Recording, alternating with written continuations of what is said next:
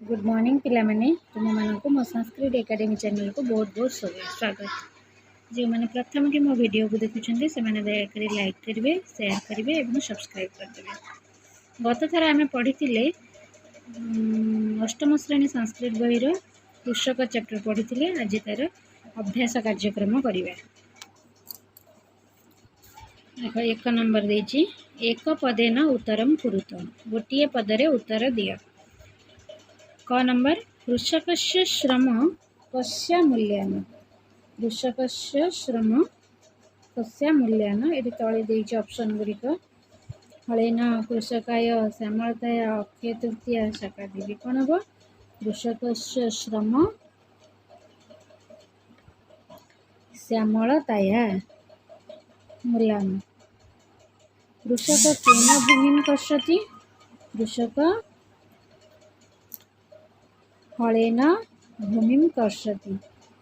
ग नंबर कदा कृषिकार्यस्य आरंभं भवति, अक्षय तृतीया, अक्षय तृतीया कृषिकार्यस्य आरंभं भवति। घ नंबर कई क्षेत्रं रमणीयं भवति, शाकादेवी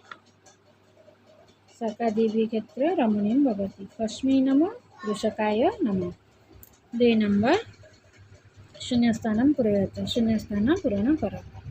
क नंबर डैश ओडिशा प्रदेश, ऑप्शन गुड़िक एपटे देछि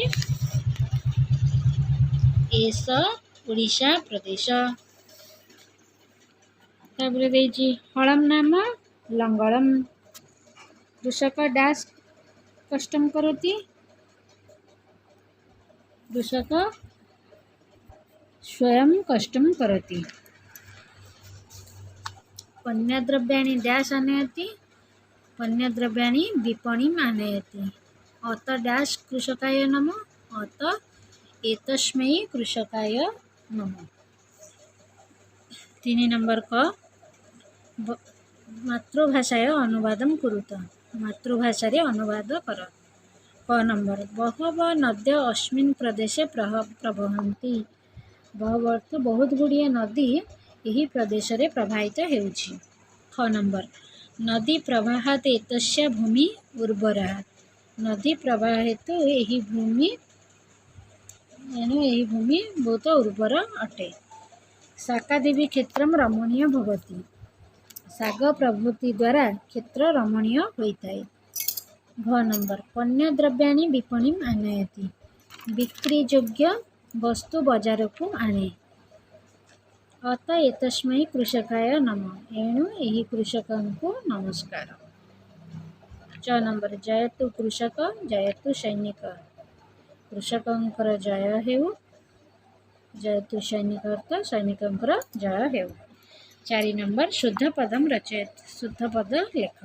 जमती गोटे उदाहरण देछि ता श्यामल या, सजाड़ी के लिखिले कौन हे श्यामल ताया। जमती एठी देछि 1 नंबर रे प्रदेशे, द्वितीय रे देछि भूणचक भूचणक। 3 रे प्रनधाम प्रधानम। 4 रे काले शीत शीतकाले। 5 रे होछि श्रावणस्य श्रावणस्य। 6 रे होछि विनिपम विपणिम। 5 नंबर स्तंभ मिलाओ, क स्तंभ ख स्तंभ देछि, हमें ठीक उत्तर जगह ठीक को मिसेइबा। कृषकस्य श्रम एतम प्रदेशम भूमि उर्वरा हलम लंगलम एतै पन्ये। 6 नंबर रेखांकित पदस्य संशोधनम कुरुत, रेखांकित पद को ठीक कर। करे भोजन व्यवस्था रुचिकरा भवति, भोजन व्यवस्था रुचिकरी भवति। एतस्मै कृषकं नमः, एतस्मै कृषकाय नमः। एषा ओडिशा प्रदेश, एष ओडिशा प्रदेश।